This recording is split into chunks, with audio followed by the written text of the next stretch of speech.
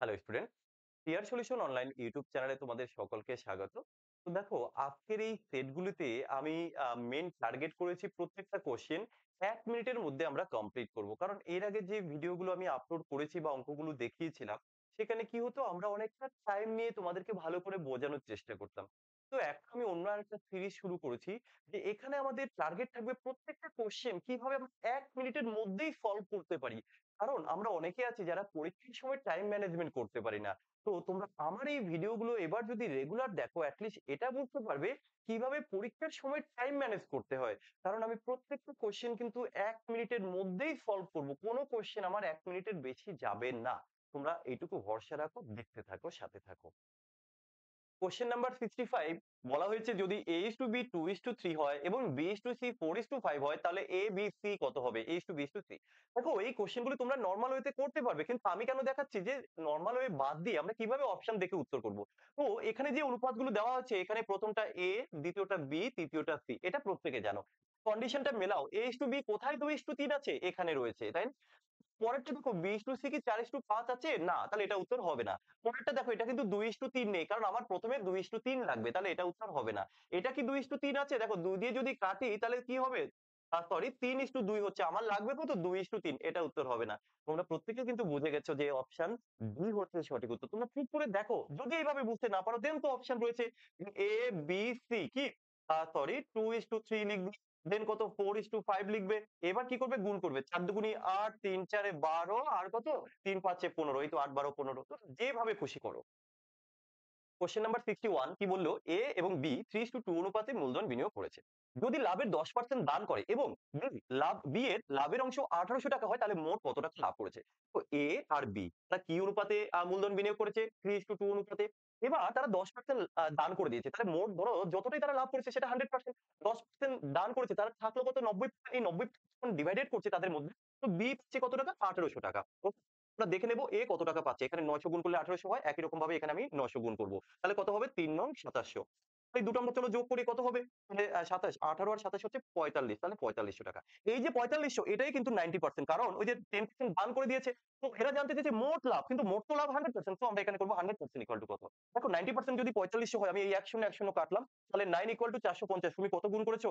৯, ৫, ৫০। এর সাথে তুমি ৫০ গুণ করলে কত হবে? ৫০০০। এর সাথে করলে ৫০০০। তাহলে মোট লাভ কিন্তু ৫০০০ টাকা হয়েছে।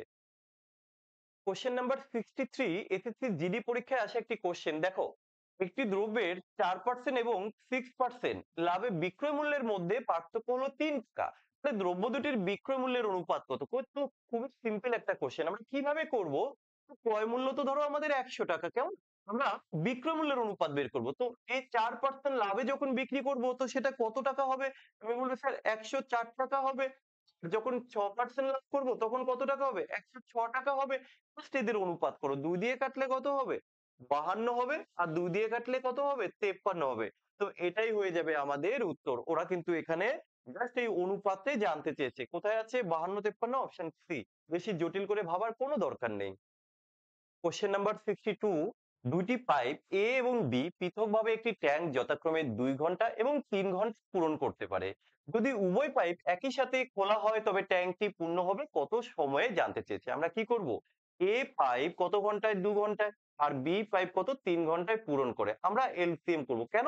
কারণ তাহলে ওই ট্যাঙ্কের ক্যাপাসিটি পাবো। এবার এফিসিয়েন্সি বের করতে হবে কিভাবে? 2 6 এর মধ্যে 3 বার, 3 6 এর মধ্যে 2 বার। তাহলে তারা দুটো পাইপ একত্রে 1 মিনিটে 5 ইউনিট তারা ভর্তি করবে।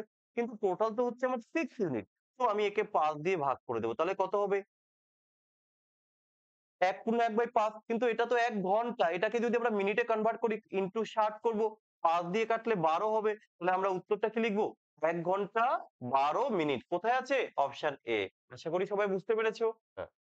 কোশ্চেন নাম্বার 64 বলা হয়েছে, ক্রয় মূল্যের উপর 20% লাভ হলে বিক্রয় মূল্যের উপর লাভের শতাংশ কত হবে? তো দেখো, এই যে 20% লাভ, এই 20% কে কি আমি লিখতে পারি 1/5। তাহলে কিসের উপর লাভ?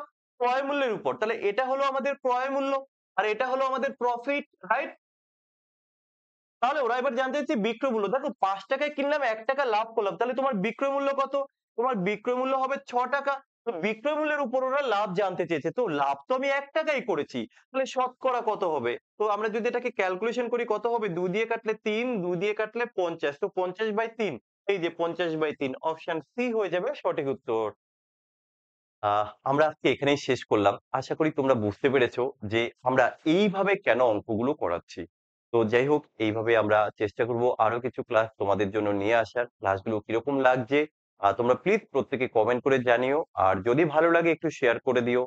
আর যারা চ্যানেলে নতুন আছো চ্যানেলটিকে সাবস্ক্রাইব করে পাশে থাকো।